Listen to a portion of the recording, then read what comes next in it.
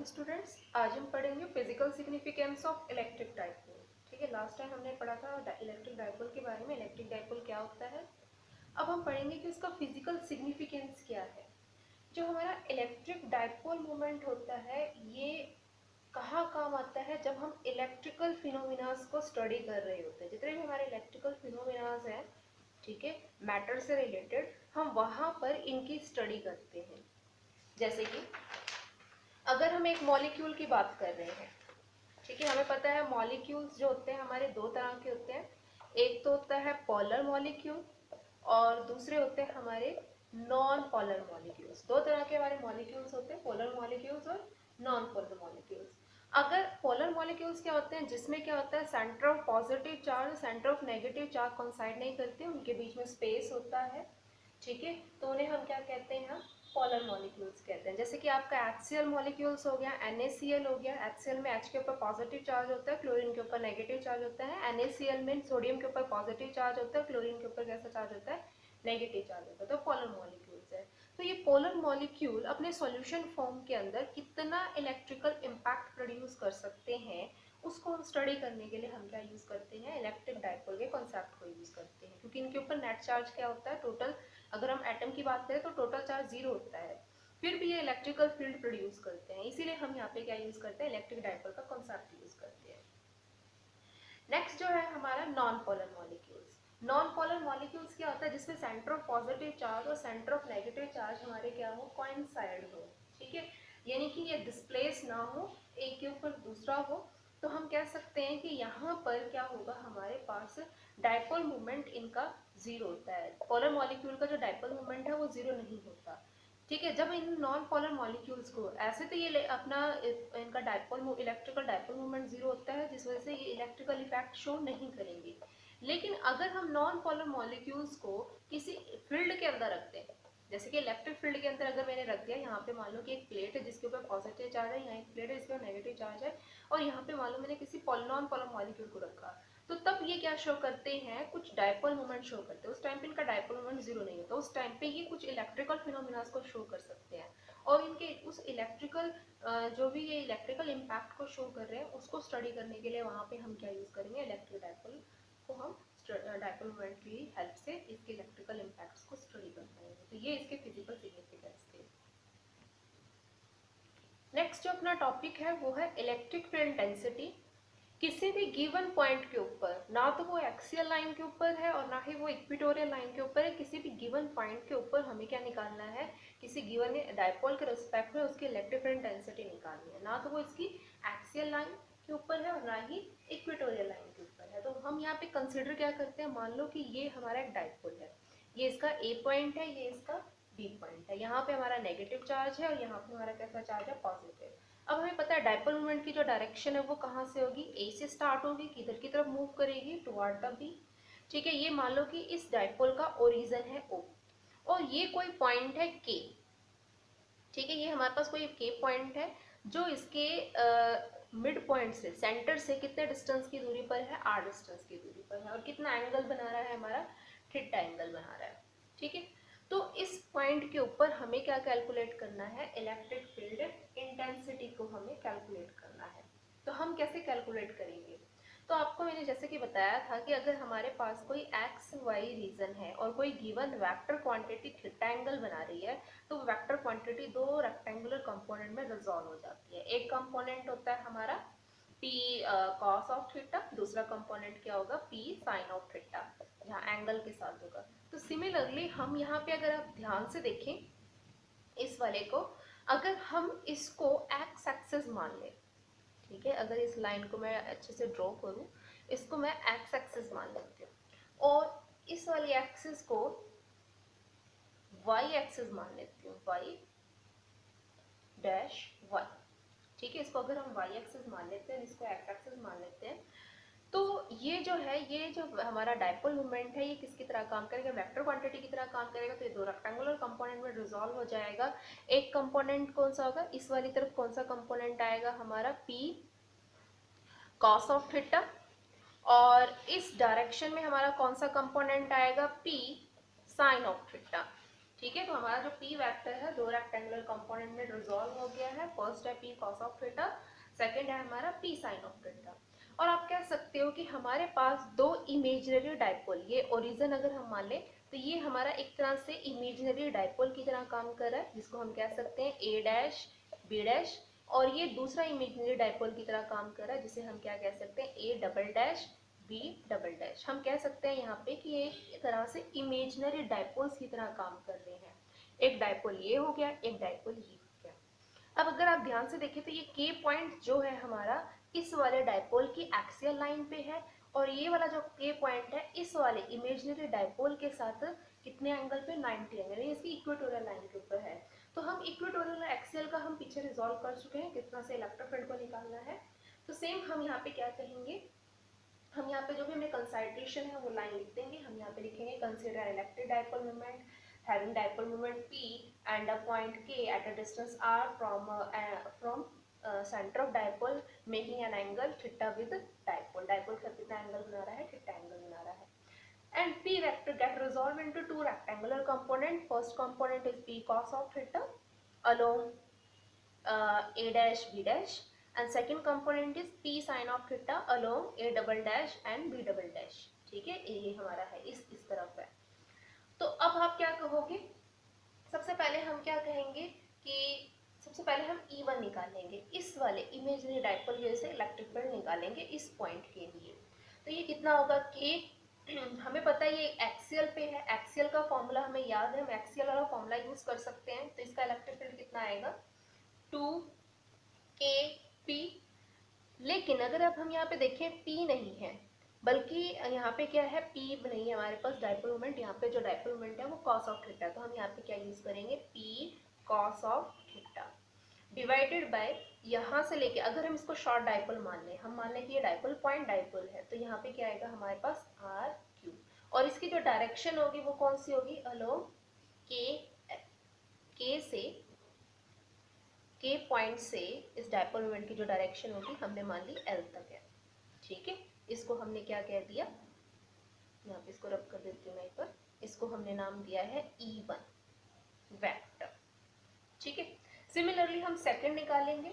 ठीक है, अब ये जो के पॉइंट है ये इसकी इक्वेटोरियल में लाई कर रहा है, तो इस इमेजिनरी डाइपोल की वजह से हम यहाँ इस पॉइंट के ऊपर इलेक्ट्रिक फील्ड फाइंड आउट करेंगे, उस इलेक्ट्रिक फील्ड को E2 नाम दे दिया।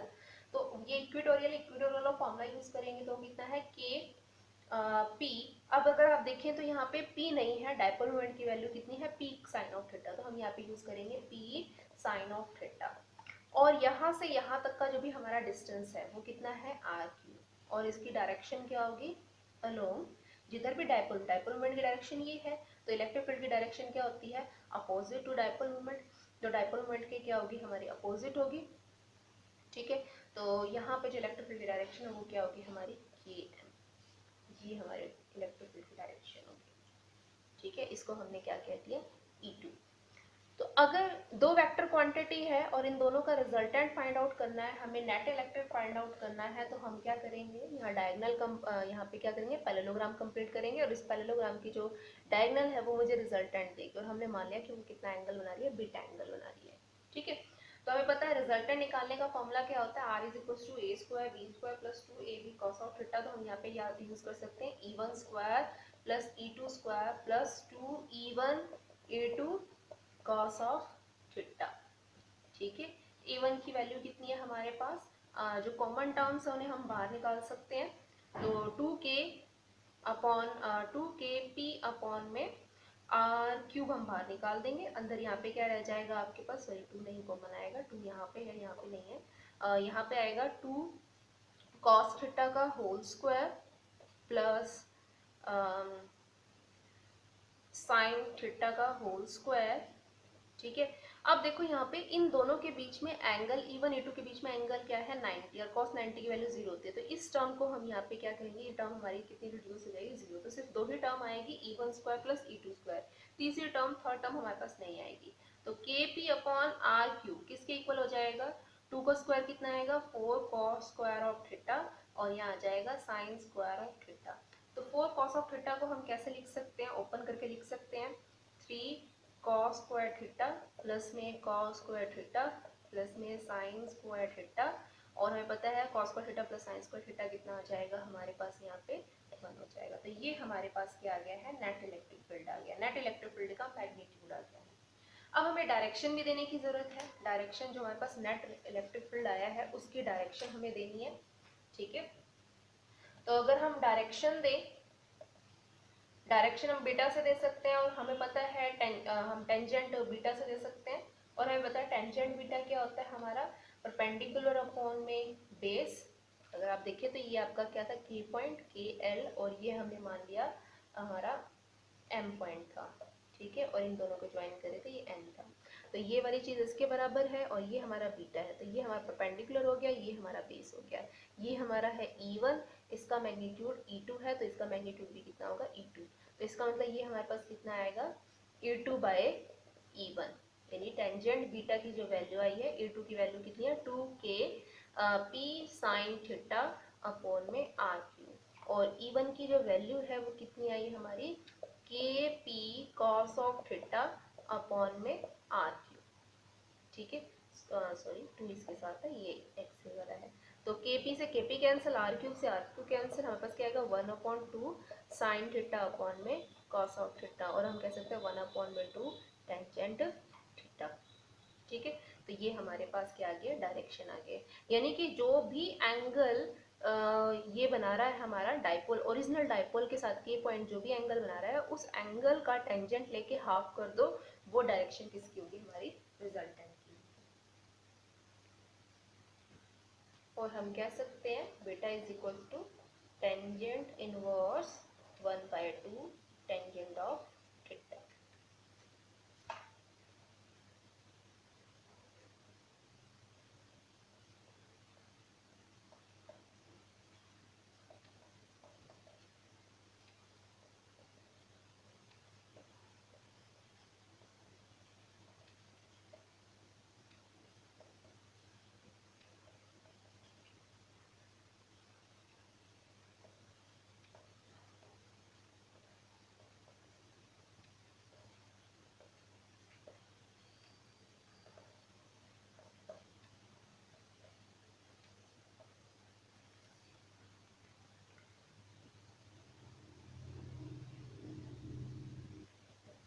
नेक्स्ट टॉपिक है हमारे पास electric intensity at any point on the axis of a uniformly charged ring और लूप। यूनिफॉर्मली चार्ज रिंग और लूप के, रिंग भी हो सकता है लूप भी हो सकता है, इसके ऊपर हमें क्या निकालनी है, इलेक्ट्रिक इंटेंसिटी निकालनी है और उसकी एक्सिस क्या है।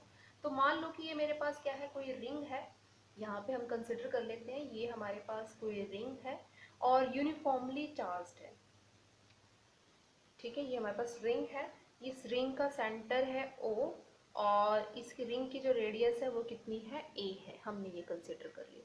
और इसके सेंटर से दूर एक पॉइंट है P, जो कितना दूर है, r डिस्टेंस दूर है, ठीक है, एक पॉइंट है P जो कितना दूर है, r डिस्टेंस दूर है। इस P पॉइंट के ऊपर हमें क्या कैलकुलेट करना है, इलेक्ट्रिक फील्ड इंटेंसिटी कैलकुलेट करनी है। तो हम इस पॉइंट को कंसिडर करेंगे, यहाँ पे ये हमारा जो पॉइंट है इसको, ठीक है, हमने इसको नाम दे दिया के। हम यहाँ पे एक एलिमेंट ले लेंगे, लेंथ एलिमेंट, मैंने जैसे नाम दे दिया ए बी, इसको के सी बोल देते हैं हम, हमने कह दिया ए बी और सी। इस लेंथ एलिमेंट का जो लेंथ है वो कितनी हमने कंसिडर कर दी, डी एल, ठीक है।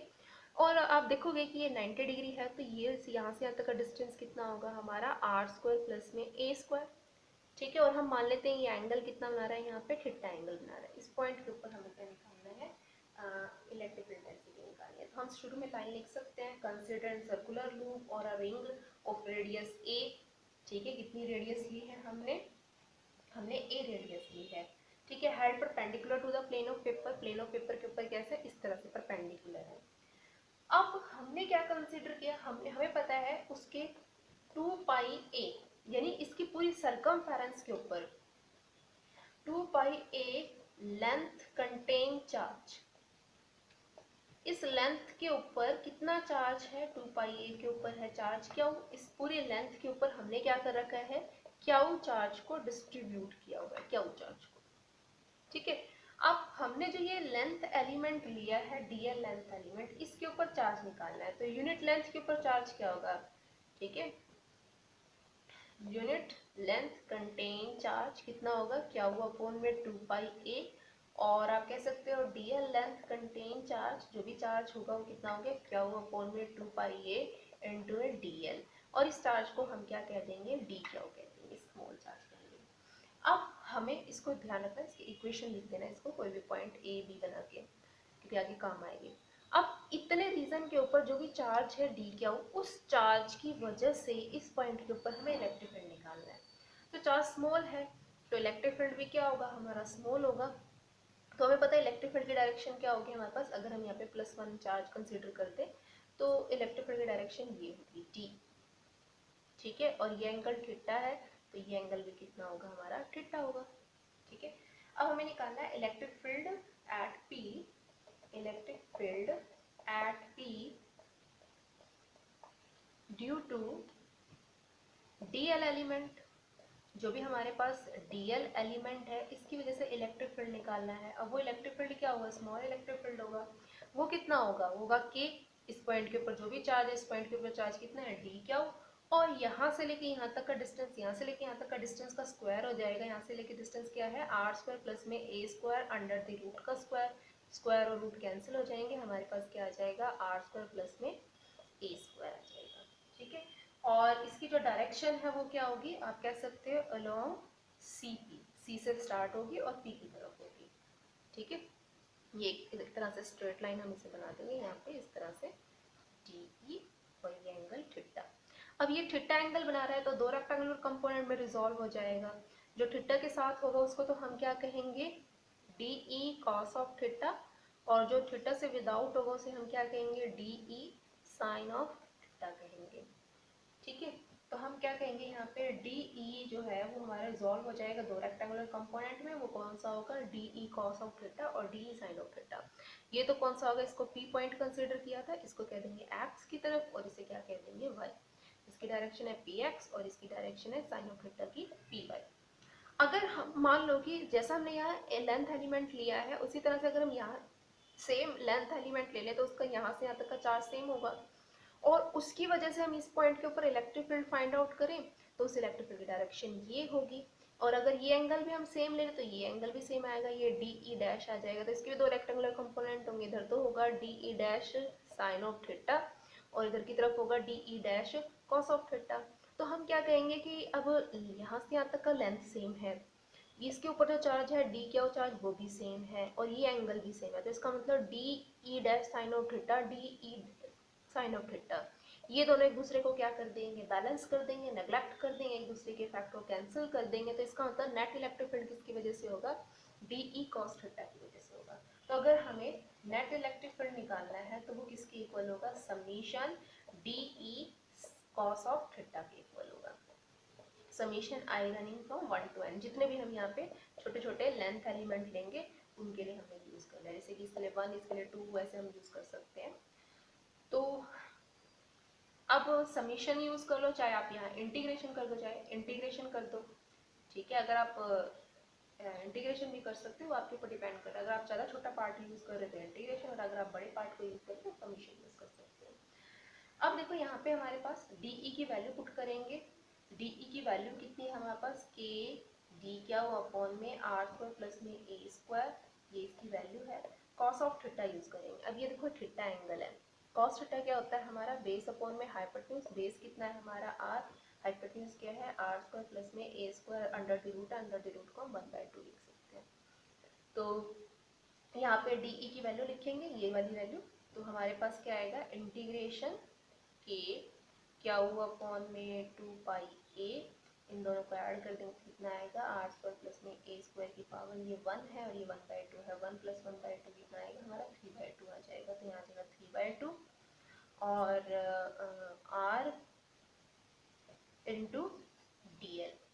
तो अगर आप देखें, अगर हम लेंथ एलिमेंट को अगर हम यहाँ पे देखें तो सिर्फ क्या चीज़ वेरी कर रहा है, हमारा लेंथ एलिमेंट वेरी कर रहा है, बाकी सारी चीज़ें कांस्टेंट है। तो इंटीग्रेशन से हम क्या कर देंगे, बाहर कर देंगे इन सबको।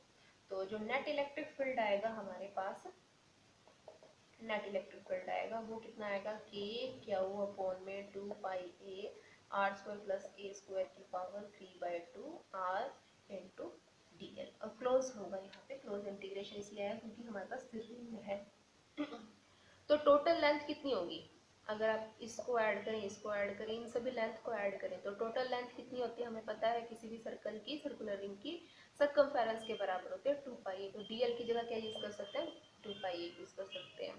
तो हमारे पास अगर हम इसको यूज करेंगे तो कितना आएगा, के क्यू आर अपॉन में 2 pi A, R square plus में ए स्क्वायर की पावर 3/2 इंटू में 2 पाई ए। सो 2 पाई ए से 2 पाई ए कैंसिल और नेट इलेक्ट्रिक फील्ड कितना आएगा, के क्यू आर अपॉन में आर स्क्वायर प्लस में ए स्क्वायर की पावर 3/2। तो ये हमारे पास क्या आ गया है, नेट इलेक्ट्रिक फील्ड आ गया किसी भी यूनिफॉर्मली चार्ज रिंग की वजह से या फिर लूप